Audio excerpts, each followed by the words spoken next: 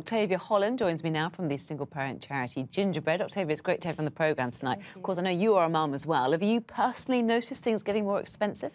Yeah, I am a mum, as you say, and I think all of us parents actually have really noticed the cost of childcare going up. At Gingerbread, we hear from single parents all the time that it's incredibly difficult to pay for childcare. The support has unfortunately gone down, the costs have gone up, and people are now in a really difficult position. And is it clear why? Because given that in our economy we're told that inflation is falling, things are meant to be getting cheaper, and yet this is rising at an extraordinary rate. Do we know why? Yeah, I mean, I think there are a number of factors at play, really. The amount of support that's out there has gone down, and I think childcare in different local authority areas has decreased. So there's less supply out there, there's more demand as more people are working, and unfortunately what that means, particularly for single parents, is that they just simply can't afford it.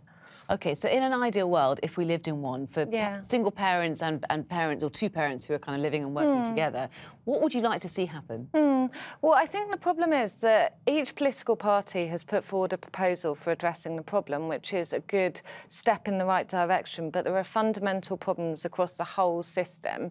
And for people at the moment, they can claim back 70% of their childcare costs through tax credits, and the government has pledged to increase that to 85%.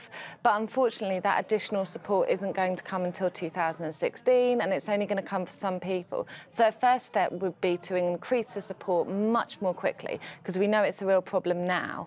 So I think that would go some way to addressing the problem for single parents. And we also know that Labour have put an awful lot of work into their election plans when it comes to childcare. But I suppose that other people will be watching this thinking, you know, why should the taxpayer have to pay? It's your choice to have a child, isn't it? And things are expensive these days.